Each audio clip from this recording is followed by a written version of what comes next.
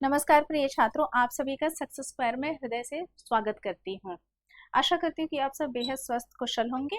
आप सभी की तैयारी बहुत अच्छी प्रकार से चल रही होगी। आज की कक्षा में सीटेट के कुछ संभावित प्रश्नों को देखेंगे, मतलब आगामी परीक्षा में आने वाले प्रश्नों की श्रृंखला को देखेंगे कि कितने महत्वपूर्ण प्रश्न हैं जो आज कराए जाएंगे और यहाँ से लगभग लगभग कह सकते हैं कि आने की संभावना भी रहेगी। तो इन्हीं संभावित प्रश्नों की श्रृंखला को आज शुरू करते हैं। एक बात और बता दूं, अक्सर जैसे बहुत सारे छात्र पूछते हैं मैम क्या ये सीटेट पेपर 1 या सीटेट पेपर 2 के लिए। तो बेटा आज की जो कक्षा है ये दोनों के लिए है, अर्थात प्राथमिक स्तर और माध्यमिक स्तर, मतलब पेपर 1 और पेपर 2 दोनों को ध्यान में रखते हुए प्रश्नों की ये श्रृंखला है। क्रम से इसे शुरू करेंगे, साथ ही उत्तरों की व्याख्या भी मैं करते जाऊंगी। ध्यान पूर्वक आपको सुनना है। इसमें आए हुए जो सिद्धांत है, थियरी है, उसे भी आपको नोट करते हुए चलना है। प्रश्नों के माध्यम से ही हम समझते हैं।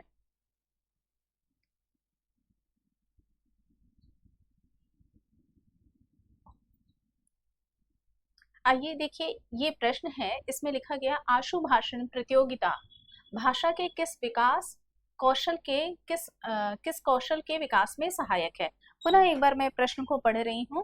प्रश्न क्या है कि आशु भाषण प्रतियोगिता भाषा के किस कौशल के विकास में सहायक है। अब सबसे पहले आप में से बहुत सारे छात्रों को इस शब्द का अर्थ जो है वो नहीं पता होगा कि इस शब्द का क्या अर्थ होता है। तो बेटा अगर इस शब्द की बात कही जाए तो आशु भाषण जिसे कहते हैं कि आपको एक कोई टॉपिक दिया गया है और आपने फटाफट उस पर कोई कविता या फिर एक कहानी की रचना कर दी, जिसे अंग्रेजी में कहा जा सकता है एक्सटेम्पोर।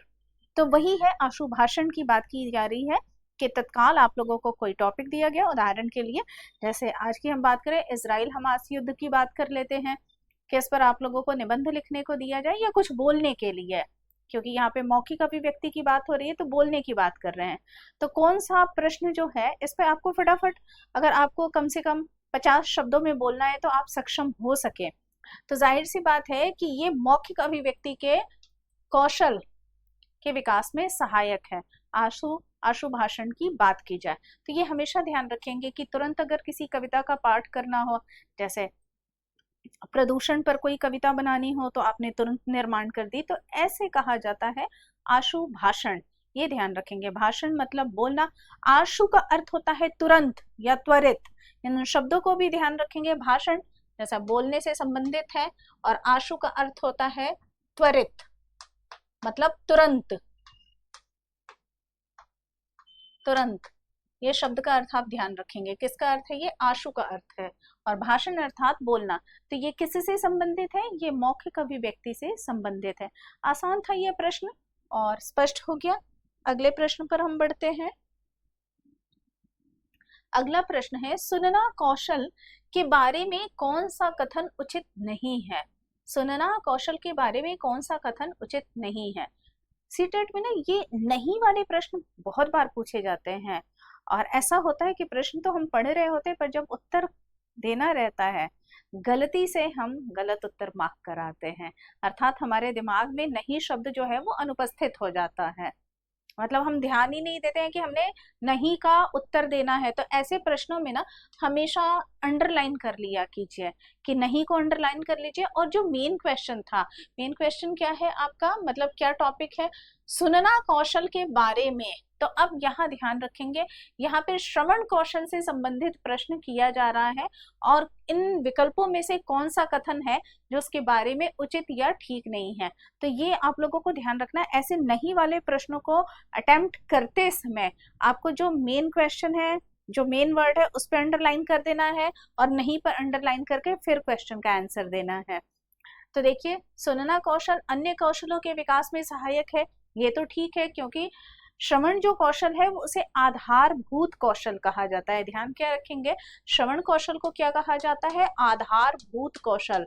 आधारभूत का अर्थ क्या है कि बाकी के जितने कौशल हैं, भाषण कौशल हो गया, आपका पठन कौशल हो गया और लेखन कौशल हो गया, उनका विकास श्रवण कौशल की ही सहायता से होता है, इसलिए इसको आधारभूत कौशल कहा जाता है। तो एक प्रकार से देखा जाए ये तो है सही, ये तो ठीक है। अतः ये विकल्प सही नहीं होगा क्योंकि उचित नहीं है, वो पूछा गया है। अगला प्रश्न है, सुनना कौशल का विकास भाषा के नियमों को पहचानने, उनका निर्माण करने में सहायक है। अब ये भी काफी हद तक सही है। सुनना कौशल सबसे कम महत्वपूर्ण है, तो यही विकल्प गलत है, अर्थात सही है। कहने का अर्थ क्या है, यही सही है, क्योंकि ये स्टेटमेंट क्या है, ये स्टेटमेंट फॉल्स है। आपसे पूछा जा रहा कौन सा ऐसा स्टेटमेंट है जो सही नहीं है, कथन उचित नहीं है, मतलब फॉल्स स्टेटमेंट। तो बाकी के तो जो स्टेटमेंट है वो ट्रू है, फॉल्स क्या है, यही है, क्योंकि सुनना जो है वो सबसे ज्यादा महत्वपूर्ण है। अगर हम सुनेंगे तभी हम शब्दों का सही उच्चारण कर सकते हैं, भाषा के शुद्ध नियम से परिचित हो सकते हैं। इसलिए बाकी के जितने हैं वो सारा सही है कि सुनना कौशल मौखिक कौशल के अंतर्गत आता है। हाँ, कहा जा सकता है इसको, क्योंकि जब कोई बोल रहा होता है तो हम सुन रहे होते हैं और बदले में हम भी कुछ न कुछ रिप्लाई करते ही हैं, तो कहा जा सकता है कि ये संबंधित है। अगला प्रश्न है, भाषा कौशलों में सबसे पहले किस कौशल का विकास करना चाहिए? तो इसमें सबसे पहले, अब देखिए लेखन कौशल है, तो बच्चा जब पैदा होता है तो वो लिखना पढ़ना नहीं सीखता है, पहले वो बोलना भी नहीं शुरू करता है, सबसे पहले वो सुनना, श्रवण अर्थात सुनने की बात की जा रही है, तो श्रवण अर्थात सुनना। तो इसलिए ये वाला उत्तर जो है वो सही है कि सबसे पहले किस कौशल का विकास करना चाहिए, तो श्रवण कौशल का विकास करना चाहिए।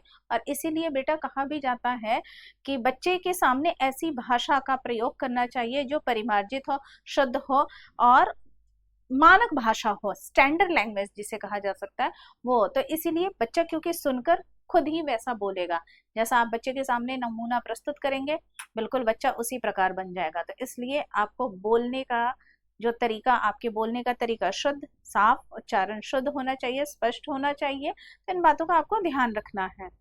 आइए अगले प्रश्न पर बढ़ते हैं। अगला प्रश्न है, बच्चों की श्रवण योग्यता का विकास करने में सर्वाधिक सहायक है। अब देखिए क्या प्रश्न है, श्रवण योग्यता अर्थात सुनने का जो कौशल है, श्रवण कौशल की बात करें कि अगर उस योग्यता का विकास करना हो तो इसमें से सर्वाधिक जो सहायक है, सर्वाधिक मतलब सबसे अधिक, सहायक मतलब हेल्पफुल है, तो जो सबसे ज्यादा हेल्पफुल है वो क्या है, ऑडियो टेप, शब्दों का श्रुतलेख, परस्पर बातचीत या भाषा की प्रयोगशाला। तो देखिए ऑडियो टेप हर जगह हो सकता है कि उपलब्ध न हो, शब्दों का श्रुतलेख, शब्दों का श्रुतलेख हाँ ये भी चेक किया जाता है, परंतु इसके साथ साथ ये भी हो जाता है कि बच्चा कितना सही लिख रहा है, उसने जैसा सुना उसने वैसा लिखा या नहीं। तो ये लिखने और सुनने दोनों से संबंधित है, पर यहाँ पे सिर्फ सुनने की बात की जा रही है, तो वो है परस्पर बातचीत। तो जितनी बातचीत की जाएगी बच्चा ध्यान से सुनेगा। अक्सर घर वाले कहते हैं ना, बच्चे को दे देते हैं अलग कमरा कि बेटा उसमें बैठ के पढ़ाई करो, पर बच्चा जो है अगर कोई नातेदार रिश्तेदार आ जाए, बातें होने लगी, बच्चा आके वहीं पर सुनने लगेगा, क्यों, वहां बातचीत हो रही है और फिर बच्चा भी उस बातचीत में शामिल हो जाता है। तो सुनने की जो कौशल का विकास होता है वो परस्पर बातचीत से होता है, परस्पर मतलब एक दूसरे से बातचीत करके ही होता है, उसी से विकास होगा। अगर आपके सामने कोई बात करने वाला नहीं रहेगा, कोई बोलने वाला नहीं रहेगा, तो आप सुनेंगे भी नहीं, आपके श्रवण कौशल का विकास तब नहीं हो सकता। इसलिए बातचीत क्या है, सर्वाधिक सहायक है। और भाषा की प्रयोगशाला, घर में भाषा की प्रयोगशाला नहीं हो सकती, और भारत जैसे हम देश की बात करें तो प्रत्येक विद्यालय में भाषा की प्रयोगशाला होती भी नहीं है। तो इसलिए ऐसे उत्तरों को हमेशा टिक करना चाहिए। अगले प्रश्न पर बढ़ते हैं। मौखिक कुशलता में मौखिक कुशलता में शामिल है। अब मौखिक कुशलता का मतलब यहाँ पर भाषण कौशल से है या फिर मौखिक अभिव्यक्ति से है, मतलब जिसे हम स्पीकिंग स्किल कहेंगे उससे संबंधित ये क्वेश्चन है, ये ध्यान रखेंगे। तो मौखिक कुशलता में क्या शामिल है, तीव्र गति से बोलने की कुशलता, बोलते समय दृष्टांतों का प्रयोग करने की कुशलता। दृष्टांत का मतलब होता है छोटी छोटी कहानियां, कथाएं, जैसे गौतम बुद्ध की कोई कहानी हो गई या फिर किसी शिकार की कहानी हो गई, कोई शिकार कथा हो गई, छोटी छोटी कहानियां, छोटे छोटे ना दृष्टांत कहते हैं कि प्रस्तुत किए जाते हैं। दृष्टांत जिसे अंग्रेजी में इलस्ट्रेशंस कहेंगे उसकी बात की जा रही है। विभिन्न प्रकार की औपचारिक अनौपचारिक चर्चाओं में बेझिझक बोलने की कुशलता और चौथा विकल्प है तत्सम शब्दों के प्रयोग की कुशलता। तो ये तो बिल्कुल नहीं होगा, क्योंकि हम कह नहीं सकते कि बच्चा जो है वो संस्कृत निष्ठ अर्थात संस्कृत के शब्दों का प्रयोग करते हुए बोले, तो ये आम बोलचाल की भाषा में वैसे भी नहीं होता। बोलते समय दृष्टांतों का प्रयोग करने की कुशलता दूसरा जो विकल्प है, ये अनिवार्य नहीं है। हर बच्चा जो है ना वो छोटी छोटी कहानियों के माध्यम से अपनी बातों को नहीं व्यक्त कर सकता। जिंदगी का जितना अनुभव बढ़ते जाता है ना, तब इंसान अपनी बातों में छोटी छोटी कहानियां, दो चार पंक्तियों का प्रयोग करते हुए तब अपनी बात को स्पष्ट करता है, अगर किसी को कुछ समझाना हो। तो इसलिए ये विकल्प भी सही नहीं होगा। तीव्र गति से बोलने की कुशलता, बिल्कुल नहीं। बोलने का अर्थ ये नहीं है कि आपने टू टू बाई टू पर लगा दिया और बोलते जा रहे हैं, या बच्चे को आपने ऐसे मशीन की तरह बना दिया, ये बिल्कुल नहीं होगा। इसलिए इसका जो सही विकल्प है वो क्या है, विभिन्न प्रकार की औपचारिक अनौपचारिक चर्चाओं में बेझिझक बोलने की कुशलता। अब इसको भी आप लोग समझ लीजिए। औपचारिक मतलब फॉर्मल, अनौपचारिक मतलब इनफॉर्मल। तो अगर आपके सामने किसी भी प्रकार की बातचीत हो रही, अगर आपको बच्चे को अगर किसी अधिकारी के सामने या फिर प्रिंसिपल के सामने या फिर कोई शिक्षा अधिकारी आ गया उनके सामने खड़ा कर दिया जाए और बच्चे से कहा जाए बोलने को, कई बच्चे होते हैं जो डर जाते हैं, घबरा जाते हैं, हिचक जाते हैं। परंतु बच्चा कैसा होना चाहिए कि बेझिझक अपने ज्ञान को, अपनी बात को उसके समक्ष रख सके। तो ये तो हो जाएगी औपचारिक बातचीत। अनौपचारिक बातचीत में जैसे मित्र हो गए, दोस्त हो गए, घर पे जो घर के सदस्य हो गए, तो उनसे भी बातचीत करने में बच्चा झिझक ना करे। हाँ, पर यहाँ पर एक बात जरूर ध्यान रखनी, बच्चा जो बातचीत करता है वो सार्थक होना चाहिए, निरर्थक नहीं। अच्छे शब्दों का प्रयोग करना चाहिए। तो ये जो है ये सबसे ज्यादा महत्वपूर्ण है, मौखिक कुशलता में ये जो है वो शामिल है। और इसलिए हम बच्चों के भाषण कौशल का विकास करते हैं। इसके लिए हम अनेक अनेक प्रकार के कार्य करते हैं। उदाहरण के लिए जैसे भूमिका निर्वाह, भूमिका निर्वाह की बात की जाए तो किसी को झांसी की रानी बना दिया गया, किसी को अंग्रेज बना दिया गया, और इस प्रकार से बच्चों को अलग अलग भूमिकाएं बांटकर सब अपनी अपनी भूमिका का निर्वाह कर रहे हैं, सब अर्थात अपनी भूमिका को बोल रहे हैं। तो जब इस प्रकार से करते हैं तो बच्चों को अवसर उपलब्ध हो जाता है कि वो उसकी जो मौखिक कुशलता है वो और अधिक निखर कर आएगी, उसमें वो दक्ष हो जाएगा। तो बच्चों को इतना प्रयास किया, जैसे त्योहारों पर भी बच्चों को बता दिया जाता है कि आज होली है या दिवाली है, तो इस पर वो कुछ बोले, अपने अनुभवों को व्यक्त करे। या होली या दिवाली का त्योहार जब समाप्त हो गया तो आपने क्या किया था, इसका इस विषय की चर्चा या इस बात के बारे में 2-2 मिनट का समय दिया जाएगा। प्रत्येक छात्र को एक बार अपने अनुभव को बताएं। तो इस प्रकार से करते करते बच्चे की जो झिझक है वो खुल जाती है और बच्चा ये समझ जाता है कि औपचारिक और अनौपचारिक वार्ता में क्या अंतर है। अर्थात अध्यापक, प्रिंसिपल, शिक्षा अधिकारी या जहाँ पे वो इंटरव्यू के लिए जा रहा है तो उसको किस प्रकार की भाषा का प्रयोग करना चाहिए, अपने मित्रों के साथ, अपने परिवार के सदस्यों के साथ कैसी बातचीत का, कैसी भाषा का और कैसी बातचीत करनी चाहिए, तो उसे स्पष्ट हो जाता है। और ये सबसे ज्यादा महत्वपूर्ण है मौखिक अभिव्यक्ति में। अगले प्रश्न पर बढ़ते हैं। स्वयं के अनुभव अभिव्यक्त करने संबंधी कौशल का संबंध किससे है? अब यहाँ पर ध्यान दीजिए, स्वयं के अनुभव संबंधी, स्वयं के अनुभव अभिव्यक्त करने संबंधी कौशल का संबंध किससे है? तो इसमें देखिए, इसका तो वैसे लेखन कौशल और मौखिक अभिव्यक्ति कौशल ये दोनों ही सही हैं, परंतु इस अगर प्रश्न में देखा जाए तो क्योंकि किसी एक ही विकल्प का चयन करना है, तो इसलिए इसका जो तीसरा विकल्प है वो हम ठीक करेंगे। प्रश्न देखिए क्या है, अगर अपने अनुभवों को व्यक्त करना हो, आपको अभिव्यक्त करना हो, कि उदाहरण के लिए अगर आप नैनीताल घूमने गए और ये अगर आपको किसी को बताना हो, आपका मित्र पूछे कि और बताओ गए थे नैनीताल घूमने, कैसा रहा, क्या रहा, वहाँ के प्रसिद्ध व्यंजन क्या है, प्रमुख जो घूमने के स्थान है वो क्या है, किस प्रकार से आप गए थे, किस साधन का प्रयोग किया, ट्रेन से गए थे या बस से गए थे, जो भी, तो आप बोलकर जो है वो बताना शुरू करेंगे। तो आपने अपने अनुभवों को व्यक्त किया, और कैसे किया, बोलकर अभिव्यक्त किया। हाँ, एक चीज और होगा, अगर यही आपको लिखित कार्य के रूप में टीचर दे दे कि गर्मियों की छुट्टियों में जहां आप घूमने गए थे उसे लिख कर लाओ, तो आपने लिखित रूप में भी अभिव्यक्त कर दिया, मौखिक रूप में भी, परंतु मोस्ट एप्रोप्रिएट जो इसका आंसर रहेगा वो तीसरा विकल्प रहेगा, वो रहेगा मौखिक अभिव्यक्ति कौशल। तो हम अपने आप को हर समय हम अपने भावों और विचारों को लिख लिख कर ही अभिव्यक्त नहीं करेंगे। ज्यादा से ज्यादा हम बोलने का प्रयोग करते हैं या बोलने का ही सहारा लेते हैं। हम सब्जी खरीदने जा रहे हैं तो सब्जी वाले से पूछेंगे, मतलब बोल कर ही उसका दाम पूछेंगे, बोल कर ही मोल भाव करेंगे, हम लिख लिख कर पर्चियों में थोड़ी ना करेंगे। तो इसलिए इसका जो सर्वाधिक सही विकल्प है वो क्या है, मौखिक अभिव्यक्ति कौशल। ये लेखन कौशल भी सही है, पर वहां पे प्रश्न फिर रहता तो वो लिखित जो शब्द है वो निहित रहता प्रश्न में, परंतु ऐसा लिखा नहीं है, इसलिए इसका जो सही विकल्प है वो है मौखिक अभिव्यक्ति कौशल। अगले प्रश्न पर बढ़ते हैं। अगला प्रश्न है, हिंदी भाषा के मौखिक व्यवहार में शब्दों के शुद्ध उच्चारण निर्भर करते हैं। फिर से ध्यान दीजिए, यहाँ पे क्या पूछा जा रहा है कि हिंदी भाषा के मौखिक व्यवहार में, मतलब मौखिक व्यवहार का मतलब जो आप बोलचाल की भाषा की बात की जा रही है, में शब्दों के शुद्ध उच्चारण निर्भर करते हैं बोलने में बल पर, बोलने के सुर पर, बोलने के अनुपात पर, या इन सभी पर। तो जाहिर सी बात है इन सभी पर। जब आप बोलते हैं तो आपका उच्चारण शुद्ध होना चाहिए। एक बात है, जैसे मैं कहती हूँ नहीं, मैं नहीं जाऊंगी, अगर मैंने कहा नहीं,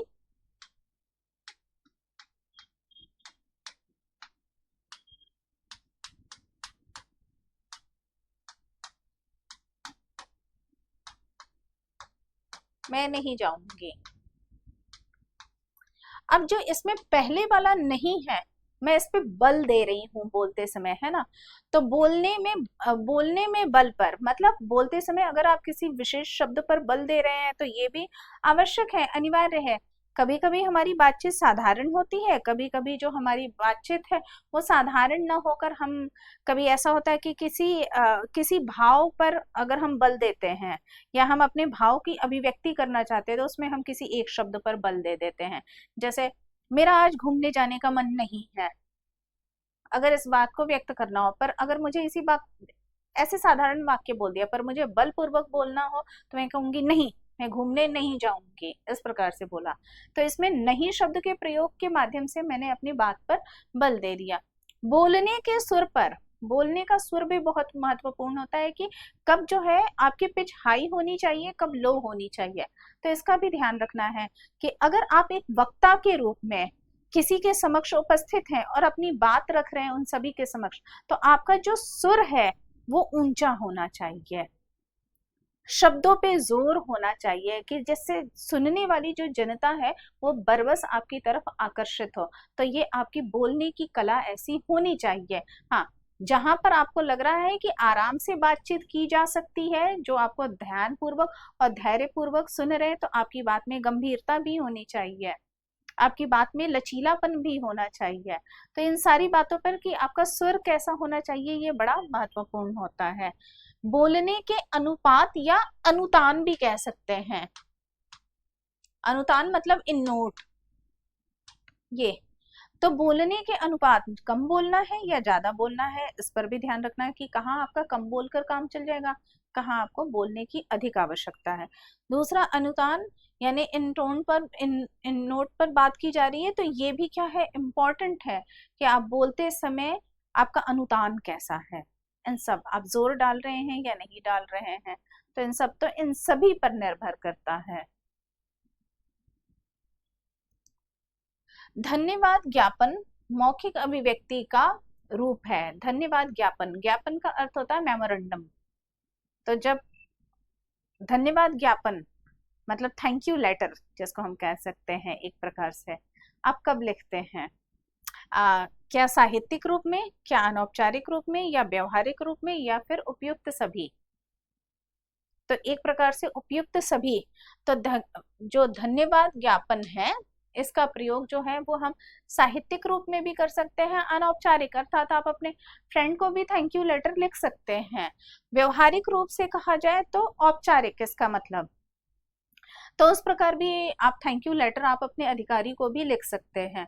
और साहित्यिक रूप में, साहित्यिक अगर परिचर्चा की बात की जाए, या इसको मैं कह सकती हूँ किसी चैप्टर के रूप में, अगर आपने धन्यवाद पत्र किसी को लिखा, तो पत्र कई बार आप लोगों ने साहित्यिक विधा के अंतर्गत पत्र भी पढ़े होंगे, पाठ्य पुस्तक में पत्र भी बहुत सारे पढ़े होंगे, कि जैसे नानी को पत्र लिखा गया या दादी को पत्र लिखा गया, तो पत्र पर ही एक चैप्टर होता था। अगर आप सभी को याद हो तो क्लास 6, 7, 8 में अगर याद हो तो ऐसे पत्र जरूर होते थे।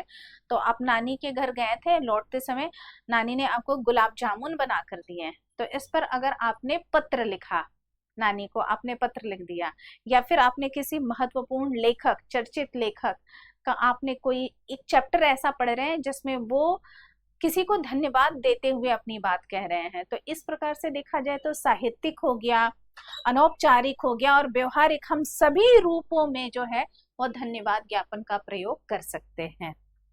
अगले प्रश्न पर बढ़ते हैं बेटा। अगला प्रश्न है, पहली कक्षा में पढ़ने वाली अंकिता अक्सर ड़ वाले शब्दों को गलत तरीके से बोलती है, आप क्या करोगे? मतलब अंकिता जो कि पहली कक्षा में पढ़ती है, फर्स्ट क्लास में पढ़ती है, और ड़ का उच्चारण जो है वो गलत करती है, उसको गलत तरीके से जिन जिन शब्दों में, जैसे कि मान लीजिए एक शब्द है सड़क, बड़ा, तो जब इनका उच्चारण कर रही है तो वो गलत तरीके से बोल रही है। तो इसको सुधारने के लिए, वास्तव में आपसे प्रश्न किया जा रहा है कि इसको सुधारने के लिए आप क्या करेंगे। अब देखते हैं, एक बार विकल्पों को पढ़ते हैं। तो पहला जो विकल्प है उसमें कहा जा रहा, अंकिता को ड़ वाले शब्दों को अपने पीछे पीछे दोहराने के लिए कहेंगे। दूसरा है, स्वयं ड़ वाले शब्दों को सहज भाव से उसके समक्ष प्रस्तुत कर उससे धैर्य पूर्वक बोलने का अभ्यास करवाएंगे। तीसरा प्रश्न है, उसे ड़ वाले शब्दों की सीडी सुनने के लिए देंगे, तो नहीं, ऐसा नहीं करेंगे। और चौथा जो विकल्प है कि अच्छा, हम यही 3 विकल्प तक एक बार देखते हैं कि इसमें से कौन सा सही है। तो इसमें से जो सही है वो है दूसरा विकल्प, इसमें सही है। अंकिता को ड़ वाले शब्दों को अपने पीछे पीछे दोहराने के लिए कहेंगे, तो इससे जो अंकिता है ना, वो पूरी कक्षा में स्वयं को ऐसा महसूस करेगी कि जैसे वो एक अलग से प्राणी है और उसके साथ जो है अजीब सा व्यवहार हो रहा है। तो इस प्रकार हम छात्रों के साथ नहीं कर सकते। हाँ, दूसरा वाला है कि स्वयं ड़ वाले शब्दों को सहज भाव से उसके समक्ष प्रस्तुत करेंगे। मतलब अगर किसी छात्र को कोई भी शब्द या किसी विशेष वर्ण के उच्चारण में अगर गलती कर रहा है, तो आप उसके सामने एक आदर्श उदाहरण प्रस्तुत करेंगे। जैसे मैंने कहा सड़क, जैसे मैंने कहा बड़ा, बड़ो, है ना। इस प्रकार से अगर मैं बोलती हूँ, ड़ वाले जितने शब्द हैं उसके समक्ष प्रस्तुत करती हूँ सहजता से, एक इजी वे में, उस पर कोई प्रेशर नहीं डाला जा रहा, तो बच्ची आसानी से समझेगी और मैं उसको अभ्यास करवाऊंगी। अर्थात स्वयं आप एक अध्यापक या अध्यापिका के रूप में उसको अभ्यास करवाएंगे। तो स्वयं पहले आपको सही या आदर्श रूप प्रस्तुत करना है, उसके बाद छात्र को अभ्यास करवाना है। तो इसमें शिक्षक और छात्र दोनों ही प्रयास कर रहे हैं, तो ऐसे जो उत्तर रहते हैं वो सही रहते हैं। आगे बढ़ते हैं अगले प्रश्न पर। 10वां प्रश्न है, लगभग 2 साल के बच्चे तार वाली भाषा, टेलीग्राफिक स्पीच का प्रयोग करते हैं। तार वाली भाषा का अर्थ है, ये आप लोगों ने खूब पढ़ा होगा, साइकोलॉजी में भी पढ़ा होगा, टेलीग्राफिक स्पीच, है ना।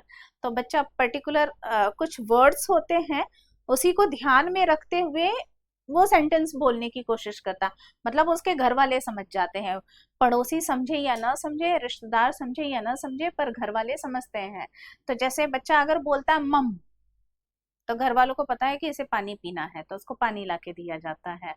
अगर किसी बच्चे को लाल वाली चॉकलेट बड़ी पसंद है या ब्राउन वाली, मतलब रैपर कई ऐसे चॉकलेट्स होते हैं जिनके लाल रंग का होता है, जैसे किटकैट हम बात करते हैं, तो अगर बच्चे ने उसकी तरफ इशारा किया, उसने कहा लाल, कई बार बच्चे ऐसे भी बोलते हैं, तो घर वाले समझ जाते हैं कि इसका मतलब ये किटकैट की मांग कर रहा है।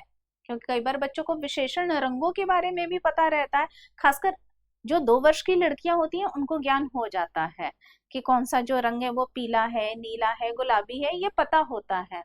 तो कई बार बच्चा इस प्रकार भी अगर कह रहा है तो भी समझ जाना है कि बच्चा पूरा कौन सा वाक्य या किस प्रकार की अभिव्यक्ति करना चाह रहा है। तो होता क्या है कि टेलीग्राफिक जो स्पीच की हम बात करते हैं तो कुछ संज्ञा शब्द होते हैं, कुछ क्रिया शब्द होते हैं, जैसे जाना, नहाना, खाई। अगर बच्चे ने कहा बाबू खाई, तो मतलब वो स्वयं खाने के लिए कह रहा है कि मुझे भूख लगी है, खाना दो। तो कुछ क्रिया शब्दों के माध्यम से, कुछ संज्ञा शब्दों के माध्यम से, और कुछ जो है वो विशेषण शब्दों के माध्यम से अपने भावों की अभिव्यक्ति करता है, एक पूरा वाक्य बोलने का प्रयास करता है। घर वाले समझ जाते हैं, उसी को कहा जाता है टेलीग्राफिक स्पीच। तो संक्षिप्त वाक्यों का प्रयोग करना, हाँ ठीक है, पर ज्यादा सबसे कहा जाता है कि सर्वाधिक उपयुक्त विकल्प का चयन करना है तो उसको हम देखेंगे। तार में प्रयुक्त होने वाले शब्द तो ऐसा बिल्कुल नहीं है। अंग्रेजी शब्दों का उपयोग ये भी गलत है। तो सही विकल्प क्या है? मुख्य अर्थ को व्यक्त करने वाले संज्ञा, क्रिया, विशेषण आदि दो शब्दों वाली अभिव्यक्ति। दो शब्दों वाली मतलब दो वर्ण रहेंगे या दो शब्द रहेंगे, जैसे बाबू खाई, बाबू घूमी अगर कह दिया, मतलब मेरा घूमने का मन है, बाहर ले चलो मुझे, बालकनी में ले जाके बिठाओ, या पार्क मुझे ले चलो। तो ऐसे दो दो शब्दों वाले जो रहते हैं, उन्हीं के माध्यम से अपने भावों की अभिव्यक्ति करता है। इसी को कहा जाता है टेलीग्राफिक स्पीच। और आप लोगों को तो ऐसा बहुत कुछ पता होगा, अपने आस पड़ोस में देखिए, अपने घर में छोटे बच्चे होंगे तो उन्हें समझने का प्रयास कीजिए, अपने आप आपको ये बात जो है वो स्पष्ट हो जाएगी। ये सब बहुत प्रैक्टिकल बातें हैं, व्यवहारिक बातें हैं। हम थियरी तो पढ़ते ही हैं, साथ ही साथ ये बड़ी व्यवहारिक बातें हैं जो हम अपने घर से, अपने आस पड़ोस से ही सीख सकते हैं। अगले प्रश्न पर बढ़ते हैं। अगला प्रश्न है, बच्चों की मौखिक अभिव्यक्ति का विकास करने के लिए सबसे कम प्रभावी तरीका कौन सा है? अब ध्यान दीजिए, ये एक नकारात्मक प्रश्न है। क्यों?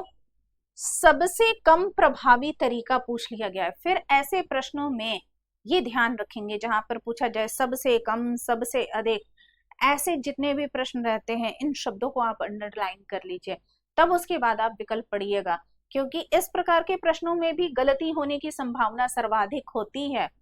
अब यहाँ पे ध्यान दीजिए, बच्चों की मौखिक अभिव्यक्ति का विकास करने के लिए सबसे कम प्रभावी तरीका कौन सा है? मौखिक अभिव्यक्ति अर्थात यहाँ पे स्पीकिंग स्किल की बात की जा रही है। तो यहाँ पे जो ऐसा स्टेटमेंट, ऐसा विकल्प आपको चयन करना है जो फॉल्स है। क्वेश्चन को समझिएगा। तो पहला है व्याकरण आधारित संरचना का अभ्यास। बच्चों को बोलते समय ना, खासकर मातृभाषा की जब हम बात करते हैं, अगर किसी बच्चे की मातृभाषा हिंदी है, किसी बच्चे की पंजाबी है, तो उसको सिर्फ व्याकरण आधारित जो संरचना है उसको सिखाने की कोई आवश्यकता नहीं होती। क्योंकि भाषा अर्जन में क्या होता है, बालक अपने परिवेश से ही भाषा अर्जित कर लेता है। उसको पता है कि पिताजी पुल्लिंग हैं तो पिताजी आएंगे, माताजी स्त्रीलिंग है तो वो आएंगी। इसके लिए बच्चे को समझाया नहीं गया है कि मम्मी शी है और पापा ही हैं, और ये नहीं बच्चे को बताया गया कि स्त्रीलिंग और पुल्लिंग की क्रिया क्या लगेगी। बच्चे के अंदर ये जन्मजात क्षमता है। नॉम चॉम्स्की भी इसी बात को कहते हैं कि बच्चा जब पैदा होता है तो अपनी मातृभाषा की अर्जन की क्षमता के साथ पैदा होता है, और मातृभाषा का व्याकरण और उसकी संरचना समझने की क्षमता के साथ ही वो जन्म लेता है। तो उसको स्त्रीलिंग, पुल्लिंग, एक वचन, बहुवचन बोलने की या समझाने की या इसका व्याकरण पढ़ाने की आवश्यकता नहीं पड़ती है। तो अगर इसको देखा जाए तो ये एक विकल्प। अपने अनुभवों का वर्णन करना, तो ये तो बहुत ही प्रभावी है कि बच्चा जितना ज्यादा अपने अनुभवों का वर्णन करेगा, बोलकर बताएगा, तो उतनी ही ज्यादा उसकी मौखिक अभिव्यक्ति जो है वो प्रभावशाली बनेगी। बातचीत करना, इससे भी काफी हद तक बच्चे की जो मौखिक अभिव्यक्ति है वो प्रभावशाली होती है।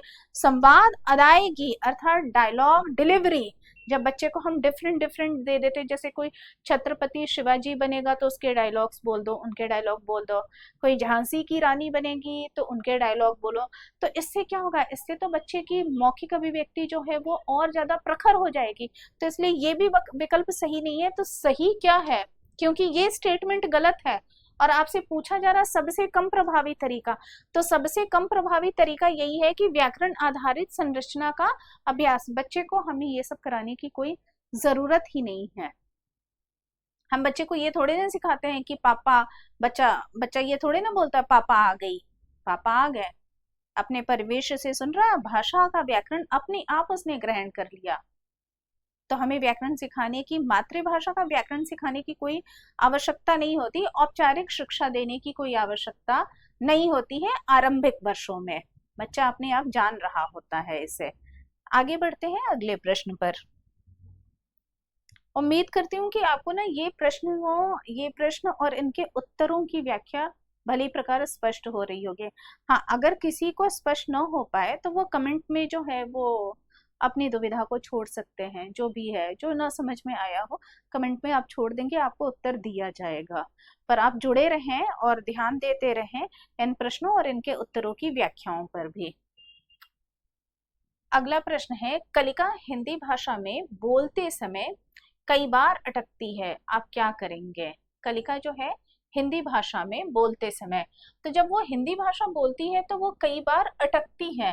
तो आप इस ये जो इस प्रकार का मौखिक व्यवहार है, इसको सुधारने के लिए आप क्या करेंगे एक अध्यापक के रूप में? अब पहला विकल्प है, उसे प्रवाहपूर्ण अभिव्यक्ति के नमूने सुनाएंगे और कहेंगे कि उसे भी हूबहू ऐसे ही बोलना है। अब देखिए यहाँ पे क्या कहा गया है, हूबहू ऐसे ही बोलना। हम बच्चे पर दबाव नहीं डाल सकते कि जैसा आपको मैंने ऑडियो टेप सुनाया है या जैसे मैंने ऑडियो विजुअल के थ्रू दिखाया है, आपको एज इट इज बोलना है, ऐसा नहीं हो सकता। अच्छे अच्छे लोग नहीं बोल सकते, बच्चे तो बच्चे होते हैं, वो कहाँ से बोलेंगे? तो यहाँ पर इस बात का ध्यान रखना है कि बच्चों को हमें रटवाना नहीं है। अगर बच्चा अटक रहा है और उनको हमें ये चाहिए कि उनकी फ्लुएंसी बढ़ानी है, तो फ्लुएंसी बढ़ाने के हमें तरीके पर काम करना पड़ेगा। उनको प्रेशराइज नहीं करना है कि एज इट इज बोलना है, नहीं तो बच्चे की जो मौलिकता है वो समाप्त हो जाएगी। तो इस बात का आपको ध्यान रखना। अतः ये विकल्प तो बिल्कुल नहीं सही होगा। पहला क्या है, बच्चों कक्षा के बाकी बच्चों से कहेंगे कि कलिका के समक्ष प्रभावपूर्ण अभिव्यक्ति के नमूने प्रस्तुत करें। तीसरा विकल्प है, कक्षा में केवल कलिका को ही बार बार बोलने के लिए कहेंगे। और चौथा विकल्प है, धैर्य रखते हुए उसे सहज अभिव्यक्ति के लिए प्रोत्साहित करेंगे।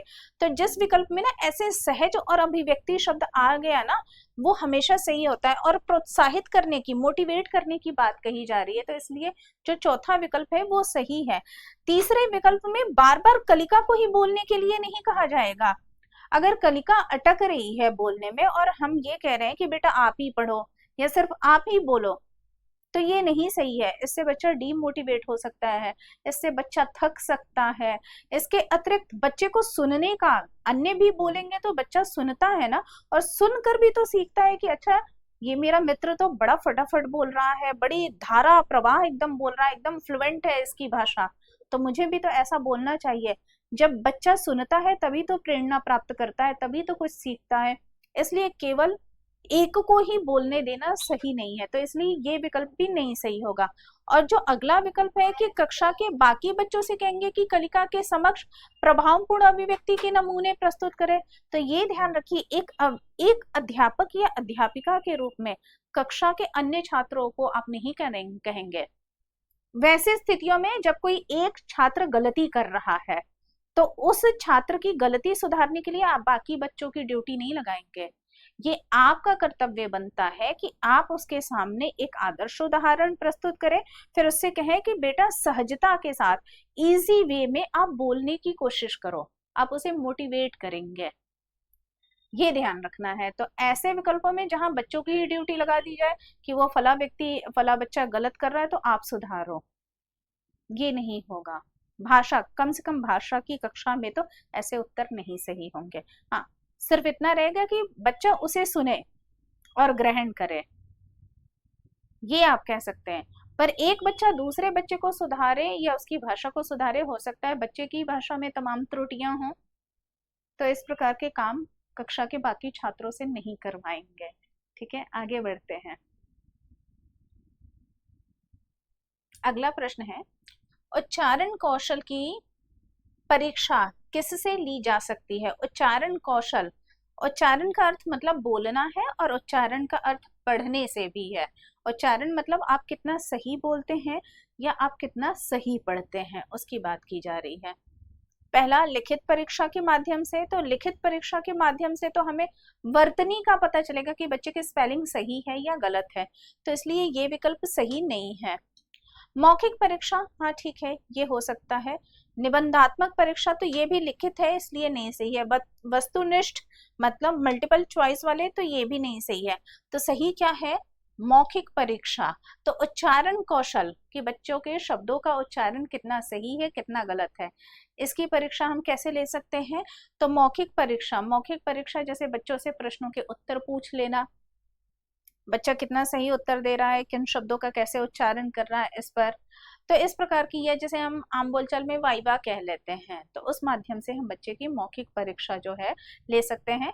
या अगर आप लोगों को ध्यान हो तो 9th और 10th में एयरसेल हुआ करता था अंग्रेजी में, हिंदी में तो नहीं हुआ करता था, अंग्रेजी में, जिससे बच्चे की सुनने, बोलने, लिखने और पढ़ने की क्षमता का आकलन किया जाता था या उसकी परीक्षा ली जाती थी।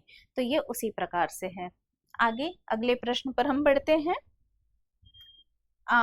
अगला प्रश्न बड़ा महत्वपूर्ण है, ये कई बार सीटेट में आया भी है। परस्पर बातचीत मुख्यतः, मतलब प्रश्न का अर्थ है कि परस्पर बातचीत है क्या? अगर हम एक दूसरे से बातचीत कर रहे हैं और वो भी अगर सार्थक है, सार्थक मतलब मीनिंगफुल है, तो ये है क्या वास्तव में? समय की बर्बादी, कई लोगों के लिए लग सकता है कि हाँ हम बहुत ज्यादा बातचीत करते हैं तो हमारा समय बर्बाद होता है, पर ये उत्तर गलत होगा, क्योंकि आपसे पूछा जा रहा है, क्वेश्चन जो है ये पॉजिटिव है, इसलिए आप पॉजिटिव आंसर ही देने की कोशिश करेंगे। तो समय की बर्बादी नहीं, ये बिल्कुल नहीं सही है। अनुशासनहीनता को उत्पन्न करती है, ये कोई जरूरी नहीं है, इसलिए ये भी विकल्प गलत है। सुनने और बोलने के कौशलों के विकास में सहायक है, हाँ ये सही हो सकता है। पढ़ने और लिखने में सहायक है, तो बातचीत का पढ़ने और लिखने से संबंध नहीं है, खासकर लिखने से तो नहीं है, इसलिए ये विकल्प भी गलत है। तो सही क्या है? तीसरा विकल्प सही है कि सुनने और बोलने के कौशलों के विकास में सहायक है। परस्पर बातचीत जब करते हैं तो एक बोल रहा है तो दूसरा सुन रहा है, फिर दूसरा बोल रहा है तो पहला सुन रहा है, तो इस प्रकार से ये क्या है? बोलने और सुनने दोनों के कौशल के विकास में ये सहायक है। आइए अगले प्रश्न पर बढ़ते हैं। अगला प्रश्न है, सपना अपनी कक्षा में बच्चों को मौखिक अभिव्यक्ति के अवसर देने के आने के लिए क्रियाकलाप, इसको मैं सुधार देती हूं,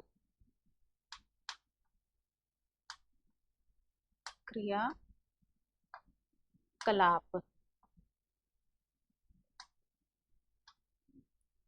करती है। क्रियाकलाप मतलब एक एक्टिविटी करती है।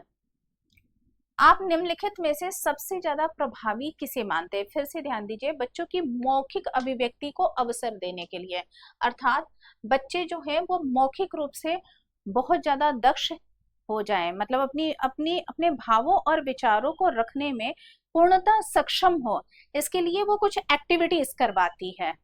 ठीक है, इसके लिए वो कुछ एक्टिविटीज करवाती है। तो आप निम्नलिखित में से सबसे ज्यादा प्रभावी किसको मानते हैं? तो कौन सी एक्टिविटी है जो सबसे ज्यादा इफेक्टिव है, वो पूछी जा रही है, सबसे ज्यादा प्रभावशाली है। तो पहला जो विकल्प है वो है विभिन्न परिस्थितियों में संवाद अदायगी करना, हाँ काफी हद तक ये सही है। शब्दों को जोर जोर से बोलना है, नहीं, जोर जोर से बोलने पर हम ये कहें कि बच्चा मौखिक अभिव्यक्ति में बहुत ज्यादा कुशल हो जाएगा, तो ये उचित नहीं है।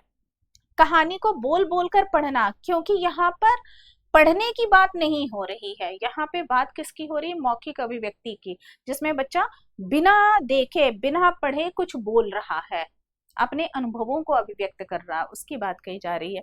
समाचार पत्र का वाचन, तो ये भी जो है ये रीडिंग स्किल, वाचन कौशल से संबंधित है, तो इसलिए ये भी उत्तर नहीं सही है।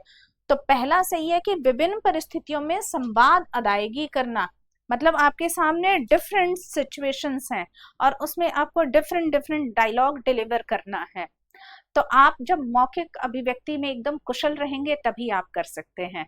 जैसे उदाहरण के लिए आप किसी की मिमिक्री कर रहे हो, आपने किसी कहा जा सकता है स्वतंत्रता सेनानी के संवाद को बोला, तो उसको आप ध्यान दीजिए। ठीक इसी प्रकार अगर आप किसी मुगल वंश के राजा, अगर राजा का डायलॉग आपको मिला है बोलने के लिए, तो आप बहुत सारे उर्दू फारसी नुक्ता युक्त आप शब्दों का प्रयोग करेंगे, जहाँ पे आपका उच्चारण साफ होना चाहिए, जैसे फना, जैसे तेज, तेज नहीं तेज, है ना, इस प्रकार से जरा, जरा नहीं जरा। तो उर्दू फारसी के शब्द, या इस प्रकार का कोई डायलॉग है कि आपको अकबर की भूमिका मिल गई, आपको शाहजहां की भूमिका मिल गई, तो जब ऐसी भूमिकाएं मिल रही हैं आपको, आप भूमिका निर्वाह कर रहे हैं, मतलब विभिन्न परिस्थितियों में आप संवाद अदायगी कर रहे हैं, डिफरेंट डायलॉग्स बोल रहे हैं, तो वहां पर आपका उच्चारण जो रहता है शुद्ध रहता है, और आप कितना सही, कितने सही और प्रभावशाली ढंग से बोलते हैं, तो ये सारी बातें निर्भर करती हैं, है ना बेटा। तो इसलिए इसका जो सही विकल्प रहेगा वो रहेगा पहला, कि विभिन्न परिस्थितियों में संवाद अदायगी करना। तो डिफरेंट डिफरेंट अगर उसे अध्यापिका जो है भिन्न भिन्न प्रकार के क्रियाकलाप कराती है, तो सबसे जो प्रभावशाली क्रियाकलाप या सबसे जो प्रभावशाली एक्टिविटी है वो कौन सी है, वो पहली वाली है।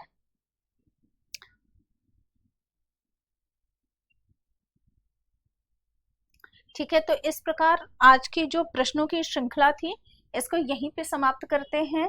आशा करती हूँ कि इस कक्षा के माध्यम से आप लोगों को बहुत कुछ समझने को भी मिला होगा, बहुत कुछ सीखने को मिला होगा।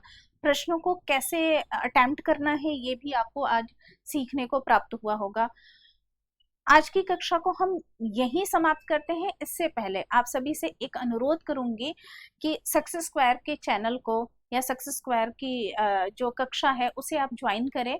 आप अपने ज्ञान में उत्तरोत्तर वृद्धि करते रहें, और आपकी जो भी समस्याएं हैं यहाँ पर सक्सेस स्क्वायर में निश्चित रूप से उसका समाधान किया जाएगा।